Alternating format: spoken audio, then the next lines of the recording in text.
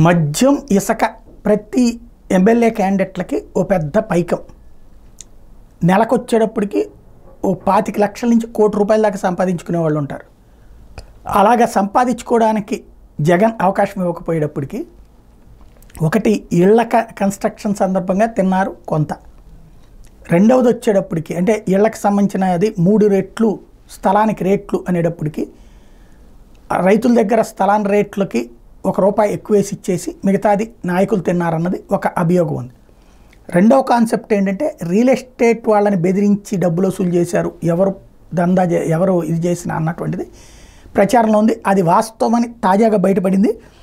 మొన్నటిదాకా రాఫ్తాడ్ ఎమ్మెల్యేగా ఉన్న తోపుదుర్తి ప్రకాష్ రెడ్డి ఆయన సోదరుల అక్రమాలు ఒక్కొక్కటిగా బయటకు వస్తున్నాయి. తోపుదుర్తి సోదరులకు డబ్బులు ఇచ్చి మోసపోయామంటూ రియల్ ఎస్టేట్ వ్యాపారులు వాపోతున్నారు. ఈ మేరకు శుక్రవారం సాయంత్రం అనంతపురం నగరానికి సమీపంలోని ఓ తోటలో రియల్ ఎస్టేట్ వ్యాపారులు రహస్యంగా సమావేశమయ్యారు. 25 మందికి పైగా ఇందులో పాల్గొన్నట్టు తెలుస్తోంది. రాఫ్తాడ్ నియోజకవర్గ పరిధిలో లేఅవుట్లు వేసేందుకు వీళ్ళంతా గతంలో తోపుదుర్తి ప్రకాష్ రెడ్డి సోదరులకు పెద్ద మొత్తంలో ముట్ట చెప్పారట. భూబదలాయింపు కోసం ఎకరాకు 5 లక్షల నుంచి 10 లక్షల వరకు తోపుదుర్తి ప్రకాష్ రెడ్డి ఆయన సోదరులు వసూలు చేసినట్టు రియల్ ఎస్టేట్ వ్యాపారులు చెప్తున్నారు. ఇలా ఒక్కొక్కరి దగ్గర నుంచి 30 లక్షల నుంచి 50 లక్షల వరకు తీసుకున్నట్టు తెలుస్తోంది.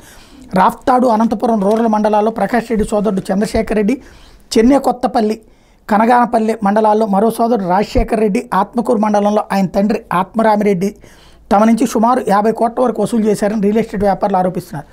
మరికొంతమంది నుంచి పెద్ద మొత్తంలో భూములు లాక్కున్నట్టు ఆవేదన వ్యక్తం చేస్తున్నారు.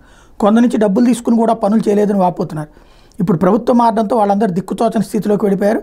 ఎలాగైనా తాము తోపుదుర్తి సోదరులకు ఇచ్చిన సొమ్మును తిరిగి రాబట్టుకోవాలని భావిస్తున్నారు. ఈ మేరకు రహస్య సమావేశం ఏర్పాటు చేసుకుని సమాలోచనలు చేసినట్టుగా విశ్వసనీయంగా తెలుస్తుంది.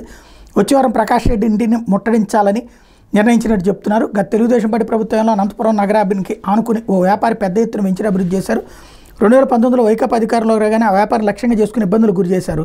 అధికారులు ఉసుకొలిపి భయపెట్టారు. దీంతో తోపుదుర్తి సోదరులకు 6 కోట్లు సమర్పించినట్టు సదరు వెంచర్ యజమాని ఆరోపిస్తున్నారు. దీంతోపాటు అనంతపురం నగరానికి ఆనుకున్న ఓ గ్రామంలో అన్నదమ్ములు భూ వివాదంలో తరలిచ్చి భూమి రాయించుకున్నట్టు తెలుస్తోంది అన్నటువంటి వార్తని ఈనాడు హైలైట్ చేసింది.